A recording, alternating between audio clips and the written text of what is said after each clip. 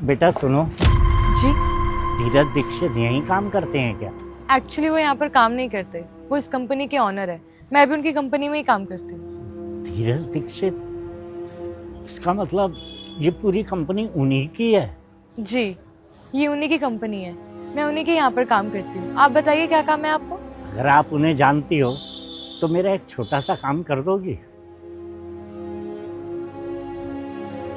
ये 1 लाख रुपया उन्हें दे देना। 1 लाख रुपए? आप है कौन?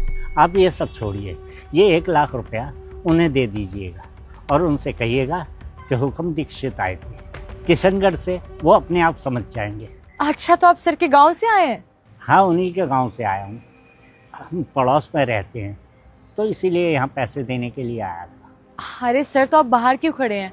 आप चलिए ना अंदर ऑफिस में, सर आपको देखकर बहुत खुश होंगे। नहीं, मैं उनसे नहीं मिल सकता। ये समझ लीजिए कि मैं बहुत जल्दबाजी में आया हूँ, बस ये पैसे उन्हें पकड़ा दीजिएगा। जी ठीक है, लेकिन मैं तो फिर भी आपको यही कहूँगी कि आप ऑफिस में चल के बैठ जाइए। मैं सर को इन्फॉर्म कर दूँगी, वो जल्द से जल्द आ जाएंगे। आप समझ नहीं रहे, मैं पहले ही बहुत लेट हो चुका हूँ। मेरी 4 बजे की ट्रेन है। अगर अभी निकलूँगा तभी पहुँच पाऊँगा। अगर मैं यहाँ बात करने के लिए रुका तो मेरी ट्रेन छूट जाएगी। मुझे निकलना होगा। जैसा आपको ठीक लगे। बाकी मैं सर को बता दूंगी, हुक्म दीक्षित आए थे किशनगढ़ से। हाँ, उन्हें बस मेरा नाम बताना, वो अपने आप समझ जाएंगे। वैसे एक बात पूछूं? जी पूछिए। धीरज कैसा है? बिल्कुल ठीक है वो यहाँ खुश तो है ना? जी, वो बहुत खुश हैं। मैं 2 साल से उनकी कंपनी में काम कर रही हूँ। उन्होंने आज तक मुझसे बदतमीज़ी नहीं की। अरे मुझसे तो क्या, हमारे कंपनी के किसी भी एम्प्लॉय से उन्होंने आज तक बदतमीज़ी नहीं की। हम उन्हें आपके जितना तो नहीं जानते, लेकिन हाँ इतना ज़रूर पता है कि वो दिल के बहुत अच्छे इंसान हैं। हाँ, अगर उन्हें किसी बात का दुख है तो सिर्फ एक ही बात का, कि उनका परिवार उनके साथ नहीं रहता। उनका कहना है कि आज उनके पास खुद की इतनी बड़ी कंपनी है, ऐशो आराम है, लेकिन बस परिवार साथ नहीं है। अगर उनका परिवार साथ होता तो उनकी खुशी आज डबल होती। बाकी सर अब चलिए ना अंदर, आप सर से मिलके चल जाइएगा। उन्हें अच्छा लगेगा कि उनके गांव से कोई मिलने आया है। नहीं, मैंने आपको बताया ना, मुझे जल्दी निकलना है। वैसे कभी धीरज ने बताया नहीं अपने परिवार के बारे में, कौन कौन है उसके परिवार में, और वो अपने परिवार के साथ क्यों नहीं रहता?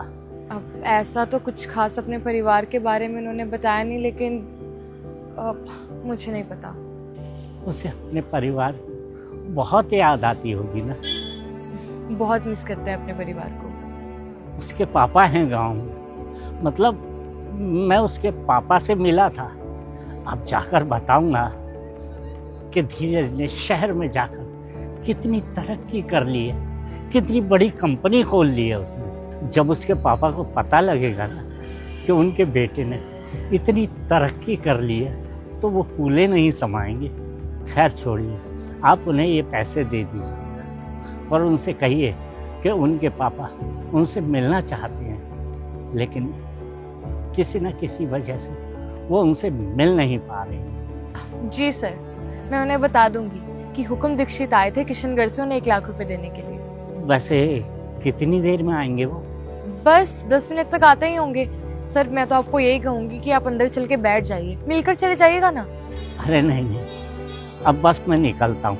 ज़्यादा लेट हुआ तो मेरी ट्रेन निकल जाएगी। हाँ, एक बात और कह देना कि वो अपना ध्यान रखे।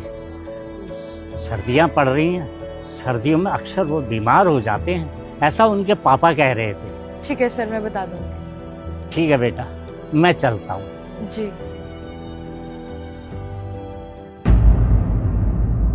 सर, ये आपके 1 लाख रुपए। मेरे 1 लाख रुपए? अरे नहीं, मेरे नहीं है सर, ये आपके ही हैं। किशनगढ़ से हुक्म दीक्षित आए थे, उन्होंने कहा 1 लाख रुपए आपको देने के लिए। क्या नाम बोला तुमने अभी? हुक्म दीक्षित, आपके पड़ोसी किशनगढ़ के। अरे तो तुमने मुझे बताया क्यों नहीं? फोन क्यों नहीं किया? आ जाता मैं।